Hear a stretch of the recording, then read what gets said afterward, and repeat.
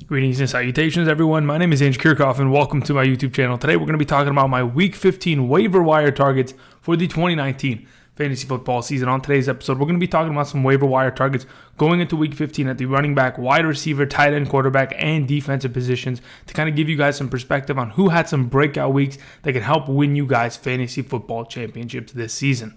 Before we begin today's video, let me remind all of you, if you have not yet already, click that subscribe button, join the community, help us get to that 13,000 subscriber mark. 15,000 would be great also, but let's get to that 13,000 subscriber mark. That's the next goal at hand. So I appreciate all of you who are supporting the channel. Much appreciation. Also, if you have not yet already, click that bell notification button to stay up to date on my latest content. And if you have not yet already, click that like button. And if you like today's video, click it. I really do appreciate it. Hey guys, how's it going? Hope everyone's doing well. All right, so really quickly, let's talk about some news around the National Football League, as we typically do at the start of every video. So there's a lot of injury news. I mean, way more than we've had in the past, but it's extremely significant on top of it too. So starting off with number one, the biggest pieces of information will probably be players that are probably going to miss a significant amount of time. So starting with number one, Calvin Ridley going to the IR, abdominal injury. He's done for the season. He confirmed that earlier today on Instagram. Hamstring for Mike Evans, probably torn. He did score one play, one catch, one touchdown yesterday. But as he was walking into the end zone, falls to the floor, grabs his hamstring. According to Bruce Arians, he's likely done for the season. So there's probably no return for him. So we'll talk about some ample pickups for that offense that could potentially fill in for Mike Evans outside of, Chris Godwin getting an uptick in potential production. Moving on, Devontae Parker had a concussion yesterday. We'll talk about other guys in that offense, considering they are playing in a pretty simple matchup this coming week as the Miami Dolphins take on the New York Giants in Week 15, so we'll talk about that. Rashad Penny had a left knee injury. He is likely done for the season and is going to be sent to the injured reserve, which is unfortunate considering he was just getting started, right? We only just had one huge week of Rashad Penny. We were going to see more production, catches the ball out of the backfield, gets hit in the knee, and that was all history. Moving on. Eli Manning is said to be the rest of season starter, as Daniel Jones is likely to miss 2 to 4 weeks. So that'll probably keep Eli Manning under center for the rest of the season, as he will finish his final year on his contract with the New York Giants, which is good. I mean, at least it kind of gives him a storybook ending. At least he gets an opportunity to fight and try to pick up a couple wins before it's all said and done for himself. Moving on, we have Paris Campbell. Even though he came back from injury, he's being sent back to the IR this week. Darius Geis will be out Week 15 with an MCL sprain. This guy can't stop getting hurt. It's very unfortunate, but that's just the fact of the matter. Kai Forbath has been signed by the Dallas Cowboys. There is no more Brett Maher. The guy hit a 63-yard field goal earlier this season, tying the record in the National Football League, but that does not matter. Efficiency and effectiveness down the stretch is what matters, and he has not been a very capable kicker as of late. Therefore, they are changing the kicker position to Kai Forbath. And we have Mahomes and Winston. Patrick Mahomes and Jameis Winston both dealing with hand injuries. The severity of both of them is in question at the moment. I know Winston's going to see a hand specialist, and Mahomes said something of the nature where it's not a comfortable situation for him. So we'll see, and we'll try to keep up to date on both of those guys. Other guys with injuries. Let's talk about some tight ends. Mark Andrews, Noah Fant, Jared Cook. Mark Andrews dealing with a knee injury. Noah Fant had a foot injury yesterday despite having a fantastic performance. Jared Cook had a hand injury. It's probably going to be diagnosed as a concussion for as of right now, but two catches, 2 touchdowns, had a monster week last week. In the absence of a Mark Andrews, Nick Boyle, Hayden Hurst was a huge guy that came and stepped up, especially when they needed him most, considering that offense was sputtering at times yesterday against the Buffalo Bills. Outside of that, the last tight end that I wanted to mention in terms of injury, Vance McDonald, the guy that could have potentially played well against the Cardinals, concussion was out. Again, a lot of injuries. I mean, they come quickly and you cannot avoid them. It is something in fantasy football that is unpredictable unless it's determined before the game, like Will Fuller yesterday before the contest started early in the morning. He was determined out. Josh Jacobs before their game was determined out, and we have DeAndre Washington on today's list. We'll talk about exactly where Josh Jacobs stands potentially for the rest of the season and stuff like that. But those are all the news. Those are all the injuries that I wanted to go over. Again, these are some significant players. These are guys all across every position that are going to be missing time potentially the rest of the season. And it makes a pretty big difference because there are guys that are going to fill their spot. Next man up. That's the mentality in the National Football League. It's always a next man up deal. And as of right now, there is a lot of guys that have been stepping up in the last couple weeks that are going to play big roles and I think should be rostered going forward. So let's go ahead and start from the top. Let's talk about Raheem Mostert of the San Francisco 49ers going into my Week 15 running back targets. Now, you may be thinking to yourself, all right, Andrew, why didn't you mention Raheem Mostert last week? Well, Raheem Mostert had a 20-some-odd point week last week, or in Week 13 against the Baltimore Ravens. He had a huge running game, had himself a touchdown, and I thought to myself, maybe Raheem Mostert's usage, his production, was pretty much dictated by the fact that it was a weather game, nonstop rain, and we know what this team wants to do. They want to run the ball. Obviously, Raheem Mostert had a couple big runs of 40-yard touchdowns specifically. So I thought to myself, maybe he's a 1 week and done kind of guy because that's what he's been all season long. He really has been. Because Matt Breida, Tevin Coleman, yes, everyone's kind of been injured as of late. Jeff Wilson Jr.'s gotten in on the goal line. There's been a lot of production out of this backfield, yet Raheem Mostert looks to be staying as the number one running back out of that backfield going forward, has scored a touchdown each of the last 3 weeks, which is incredible considering how many running backs are in that backfield, how many weapons they have. I mean, we just saw them put 48 points on the New Orleans Saints in New Orleans, which is obviously a feat to say the least. Okay, I wanted to read this stat. Where is it at here? Where's my statistic here? Okay, specifically. All right, so in terms of snap percentages between all of the backs, including the fullback in San Francisco, Raheem Mostert led yesterday's contest with 60.3% of snaps. Kyle Juszczyk, the fullback, 41.3%. Breida with 19 and Tevin Coleman with 15.9. That is a huge shift in this offense, and it really is going to make a difference going forward. And I think Raheem Mostert as the number one waiver wire pickup at the position this week, it's just an easy go in my opinion. I think this is a guy that you need to go pick up if he is still available in your league. Moving on, let's talk about number two. Like I mentioned with Josh Jacobs, he's likely going to miss significant amount of time if that shoulder, did he break something in his shoulder? I mean, if you break anything in the National Football League, typically you want to go ahead and get that checked out. And now that the Raiders have sputtered and went from a 6-4 to a 6-7 record in the last 3 weeks, being outscored heavily, I think it might be time for the Raiders to really pack up and really just let Josh Jacobs heal up. I mean, at this point, is there really anything that they're fighting for? Sure, they can get to that AFC wildcard spot, but is it a likely outcome that they get there? That's always been the biggest question. And now I'm lagging all over the place here, but regardless, I think I'll be fine. The whole point is DeAndre Washington came in yesterday and had a monster performance, to say the least. DeAndre Washington was a top 10 running back, 14 touches for 53 yards, and a rushing touchdown. In the receiving game, he was the most deadly I've ever seen him. Typically, we see Jalen Richard be used in that receiving back position, but we saw DeAndre Washington with 7 targets, 6 receptions for 43 yards.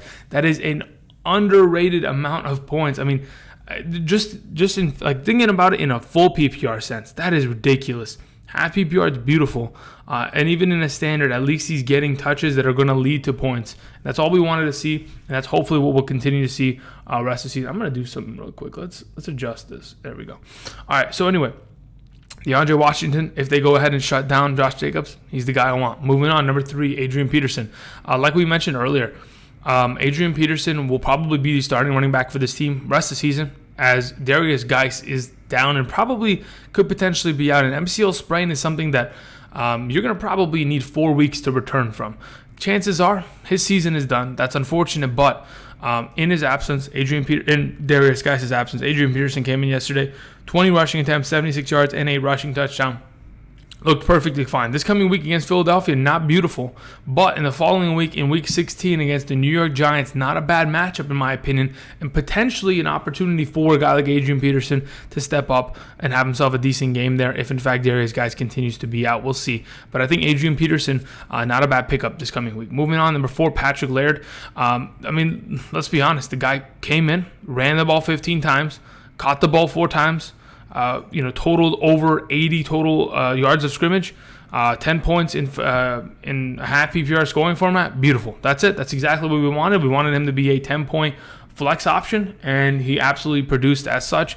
Gets to take on the Giants and then the Cincinnati Bengals in the next coming weeks. If you are in need of some running back depth, Patrick Laird is a fantastic addition, and like we mentioned him last week, he's going to continue to be a pretty good pickup and potentially flex play if you're desperate enough this week. Moving on.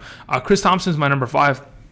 Even though Chris Thompson didn't see too much production, quote unquote, he still will probably get more production as the season progresses.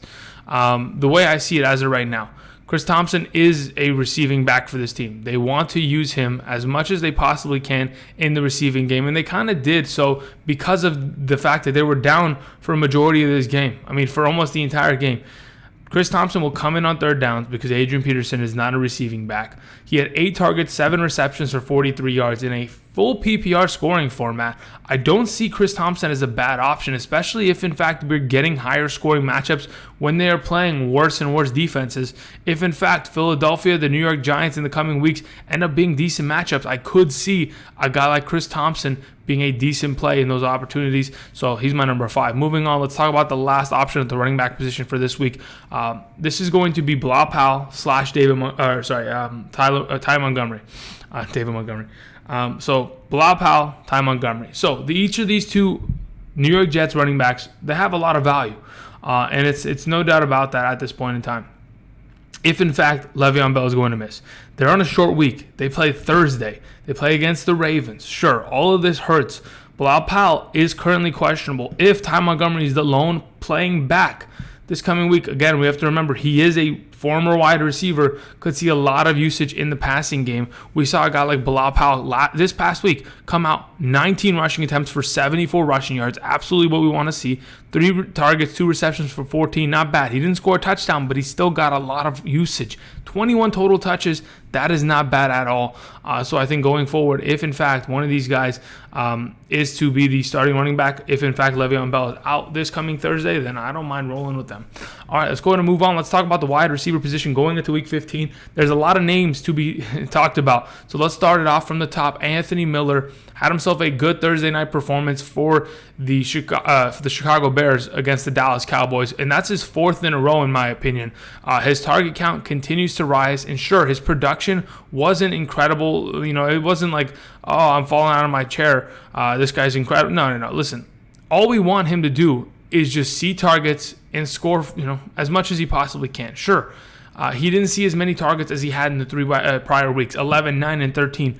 Sure, he only had 4 targets, but he made them count, had 3 receptions, 42 yards, and a touchdown. That is promising, considering they're playing against the Green Bay Packers and the Kansas City Chiefs in the next 2 weeks. I think those are pretty easy matchups in comparison to a lot of other opportunities that some of these other receivers have. So I think Anthony Miller, the usage he's getting, the amount of attention that Allen Robinson is getting, considering how well he has played personally, I think there's just going to lead to more and more opportunity for a guy like Anthony Miller to step up, and he's been doing it consistently. A guy like Allen Robinson on the other side of the field, getting 30 targets in the last 3 weeks and 4 touchdowns and over 200 receiving yards. I mean, he's going to pull attention. Anthony Miller might get more and more open opportunities as we progress. Moving on, AJ Brown's my number 2. 7 targets, 5 receptions for 153 and 2 touchdowns against the Oakland secondary. There was always a possibility that this could happen. We knew he was a big play guy. We knew he had the speed in open space, and they had used him like this earlier in the season. I thought he could have done it against Indianapolis last week. Obviously didn't take advantage of that because he really just didn't have as many good opportunities. But the Oakland secondary really could not handle A.J. Brown and Ryan Tannehill this past week. And I think going forward, sure, Adam Humphries was out this last week. Corey Davis, whether his usage is there or not, I mean, it's just the A.J. Brown, Ryan Tannehill, Derrick Henry show. That is what this offense is. Jonnu Smith even getting some involvement, which is beautiful. As of right now, this guy's the number 1 wide receiver of the Tennessee Titans in terms of targets, in terms of usage, in terms of production. So as I sit here in front of you right now, I don't mind picking him up and putting him on my bench. But to be honest, this coming week, the matchup against Houston, that is juicy.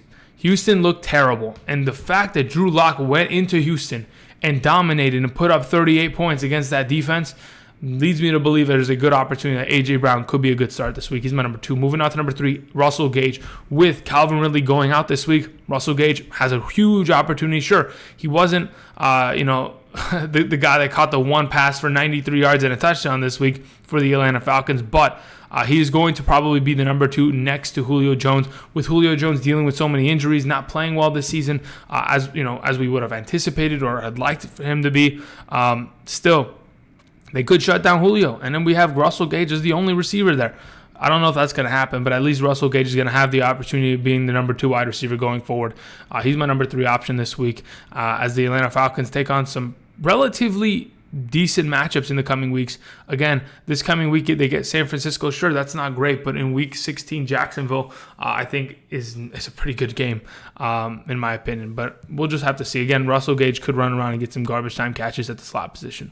All right, let's talk about some groups of wide receivers. Starting off with number 4, this is the Colts wide receiver core as it currently stands. With T.Y. Hilton being week to week and potentially even missing this week once again, we have ourselves Zach Pascal and Marcus Johnson.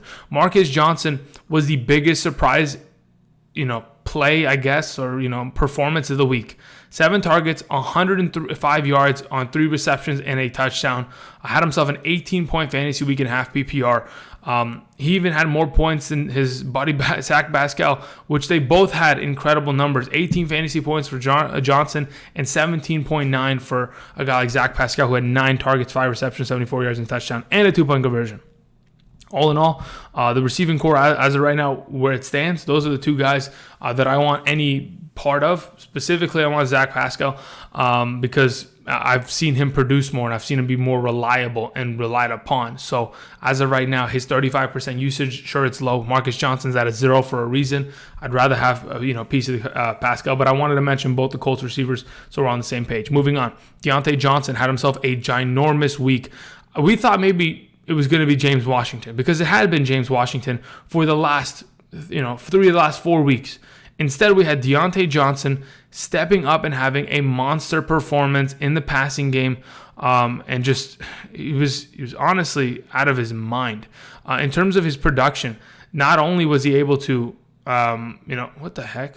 Not only was he able to catch the ball, get it on the ground and run the ball out of the backfield, and then on top of it, work in special teams and have a return touchdown. I mean, that's all you can ask for as of right now. As it currently stands, the Pittsburgh Steelers take on the Buffalo Bills this coming week. Sure, it's a tough matchup, but week 16 against the Jets seems like a pretty decent spot for a guy like Diontae Johnson. If you need wide receiver depth for a week like that, just wanted to mention him. Moving on, Watson and Perriman. Okay. So we know Breshard Perriman. I'm pretty sure a lot of us are familiar with the name Breshard Perriman. Now, if you don't know who Justin Watson is, those are the 2 wide receivers that, in my opinion, are going to fill in for Mike Evans the best. Breshard Perriman, a speedster, taller wide receiver. Yesterday once Mike Evans went down 3 receptions, 70 yards, and a touchdown on 5 targets. Perfectly fine. Then we saw ourselves with Justin Watson, 8 targets, 5 receptions, 59 yards, and a touchdown. Those are 2 guys that are both, 14 plus fantasy points just this past week.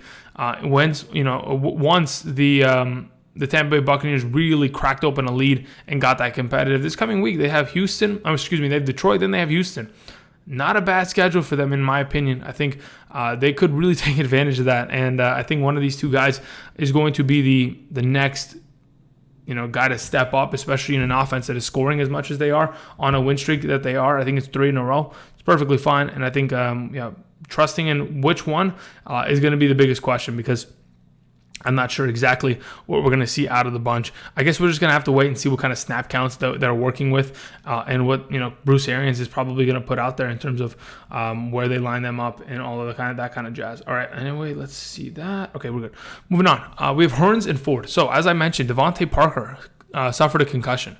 If you started Devontae Parker and you're cursing my name, it's really not my fault. You got to think about it this way. When an injury occurs like that, that is unpredictable, and that is just unfortunate. Now, when we think about who is going to fill, Allen Hurns signed a contract with the Miami Dolphins, and we have Isaiah Ford, who had a pretty decent game himself. If in fact there is going to be an absence of a Devontae Parker, there is going to be an opportunity for a lot of targets to be had from other receiving options, considering they play against the Giants. So I think Hurns, Ford, either one could be a big play. Who is going to be that big play? We're just going to have to wait and see, because that's a really tough thing to guess.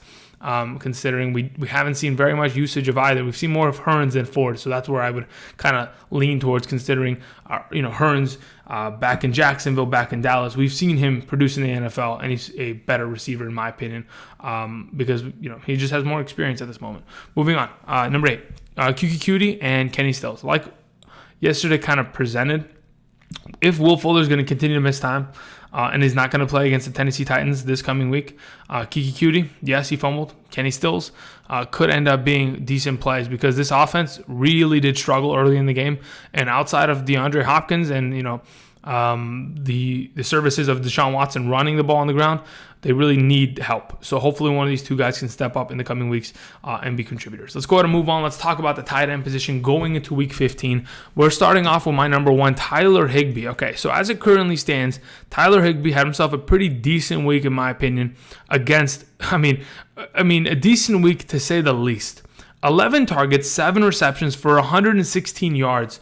That is actually incredible. 2 back-to-back performances of over 8 targets, 7 receptions, over 100 receiving yards. And you get to take on the Dallas Cowboys, who struggle heavily against guarding opposing tight ends. Seems like another great week to have Tyler Higbee on roster, if in fact you don't already have him. You might as well go pick him up now. Moving on, we have David Njoku. Now, I understand David Njoku do nothing this past week, but look at it this way. They get to take on the Arizona Cardinals, and we know how good tight ends have been against the Cardinals this season. I think David Njoku could definitely be a part of that statistic and have himself a pretty decent game against that defense, with all the dysfunctional nature of this offense currently, with OBJ saying he wants out of Cleveland, all of this jazz coming up. As of right now, David Njoku could be a nice, clean, sneaky play this week against the Arizona Cardinals. Moving on, we have Noah Fant, my number 3. I understand I mentioned that he had an injury that he sustained earlier in the week, but he was the number 2 tight end with 4 receptions for 113 and a touchdown. As of right now, the severity of that injury is probably not too extreme. But again, this is another performance. He had a similar performance earlier this season in week 9, in which he had similar numbers. Earlier this season, he had a 3 reception game for 115 and 1. This game, he had 4 receptions for 113 and 1. We've seen this before, and he often disappears soon after. So we have to be careful with a guy like Noah Fant. Just remember, the week before against the Los Angeles Chargers, 1 reception for 5 yards against that defense. So there's always a possibility Noah Fant can disappear, but there's also a possibility against Houston, or against the Tennessee Titans. Against the Kansas City Chiefs. Wow. That he could potentially be decent. We'll see. Ian Thomas had a monster week with Greg Olsen out, potentially missing more games. Ian Thomas, 10 targets, 5 receptions for 57 yards and a touchdown. Beautiful. Plays against Seattle. We've talked about Seattle giving up a bunch of points to opposing tight ends. If, in fact, Greg Olsen is out once again, I see Ian Thomas as a top 12 tight end option this coming week. Moving on, number 5, Jonnu Smith. Jonnu Smith caught a huge touchdown late in that game against the Oakland Raiders. Again, Jonnu Smith is one of these guys that, if in fact it's not an incredible matchup, it's not going to, bode well for him. But if in fact there's, Derrick Henry dealing with these hamstring injuries, if they want to use him less, there's got to have to be, a lot more drop back play action opportunities for a tight end like this, especially considering there is no more Delaney Walker. So if you were considering a guy like Jonnu Smith, not a bad option. I don't know how Dallas Goedert has done this week, because it is early Monday morning and I'm recording this video. And we'll see how Dallas Goedert does later tonight. But he has been a pretty consistent tight end. So again, if in week 15 you are considering playing Dallas Goedert against the Redskins, I don't think it's a bad idea whatsoever. Let's go ahead and move on. Let's talk about the quarterback position going into week 15. Starting off with my number 1, Ryan Tannehill. Ryan Tannehill is the number 1 waiver wire, in my opinion, potential pickup of the week. Now, for the last couple weeks in a row, Ryan Tannehill has been incredible. He has scored 2+ touchdowns every single week since week 7. That is something that a lot of quarterbacks cannot do. But in fact, he has been scoring. He scored 3+ touchdowns 2 of the last 3 weeks. So to be honest, playing against Houston, after what I saw Denver do to them, I think Ryan Tannehill is a great option this week. And he's my number 1 on the week. Moving on to number 2, I have Jared Goff. Now, you may be thinking to yourself, Andrew, really? You have Jared Goff as your number 2 quarterback? Sure. Look, he had 2 touchdowns. He had 2 interceptions. But they play against Dallas' defense, who I think is just in shambles. By not firing that coach, they are asking to lose games, and I really do believe Jared Goff could probably go in, similar to Mitch Trubisky, and dominate that defense. Josh Allen did it. Everybody has dominated against that defense, at least as of late. And I don't think Jared Goff is a guy that's probably going to end up lacking once they get to Dallas this coming week in Week 15. Moving on, Mitch Trubisky, like I mentioned, this past week, Mitch Trubisky was the number 3 quarterback in 6-point per passing touchdown formats with 38 points, 3 touchdowns, only 1 interception. He gets to take on the Green Bay Packers, as this team can potentially make a run at the playoffs. They're still not mathematically eliminated. They need a huge win against a division rival against Green Bay. Sure, it's going to be tough. It's in Green Bay. But I think Mitchell Trubisky is up for the task at hand. I mean, after watching the offense of the Green Bay Packers and their defense this past week against the Redskins, it's concerning. I think this team in general is not as elite as we may believe it to be. And that's concerning to an extent. So I think Mitch Trubisky could be a pretty decent option here. Moving on to Jacoby Brissett as my number 4 quarterback on this coming week. He takes on the New Orleans Saints defense. This defense has looked terrible as of late. In terms of how many points that this defense is giving up to opposing quarterbacks, just in general, how many points that this defense is giving up, it's a lot. I mean, they led, sure, Matt Ryan threw for 2 touchdowns, but Jimmy Garoppolo, 4. And Emmanuel Sanders threw a touchdown. The week before, Matt Ryan threw 2 touchdowns. Kyle Allen threw 3 touchdowns. Jameis Winston for 2. Matt Ryan for 2. There are quarterbacks that are getting after this defense and having pretty decent weeks overall, in my opinion. And I think there's always a possibility that if, in fact, Jacoby Brissett steps up and takes on this defense, who's giving up the 10th most points to opposing quarterbacks, could be not a bad option. Moving on to number 5, Drew Lock. If, in fact, you play in a deeper league, if, in fact, you're feeling spicy, this is a kid that has thrown 5 touchdowns in the last 2 weeks against relatively decent teams. Teams that could potentially, especially Houston, could be in playoff contention. They take on another team that has locked down the AFC West. They take on the Kansas City Chiefs in a division rivalry in Kansas City. Is Drew Lock up for the task at hand? Well, just looking at all the available quarterbacks, I think if, in fact, Eli Manning plays well, I'd rather have Eli, but Drew Lock's always a possibility if you're in a 3-quarterback league or, 2-quarterback league, super flex, as a decent, perhaps, bench pickup, maybe play. Moving on to the last option, Gardner just sits here because Gardner's going to sit here. I mean, his performance yesterday wasn't great, but he gets to take on Oakland. That's a promising sign. I think the Oakland defense is probably in shambles as they have been all season long, and there's a very good opportunity that Gardner Minshew could take advantage of it, as Ryan Tannehill did this past week. All right, let's go ahead and move on. Let's talk about the last options here. Talking about defenses for Week 15. Starting off with my number 1, we have the Eagles taking on the Washington Redskins. I've been preaching about this for weeks because I like this matchup personally, and I think the Eagles could get it done. Hopefully their defense kind of tightens up a little bit later this afternoon tonight on Monday Night Football so that we get a little bit of a better glimpse of how capable this defense is in better matchups. Moving on. We have the Buffalo Bills as my number 2 defense on the week, as the Buffalo Bills will take on the Pittsburgh Steelers. I think Duck Hodges, I think Benny Snell, that entire offense, it's not good.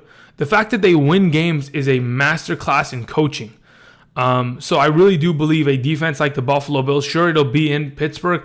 I honestly believe that the Buffalo Bills will be able to clamp down on that offense and really force a lot of struggling, sputters from this offense from a very inexperienced quarterback at hand. So I think Buffalo's a great option. Cleveland had a huge week this past week in terms of playing defense. They take on Kyler Murray, who has been heavily struggling as of late.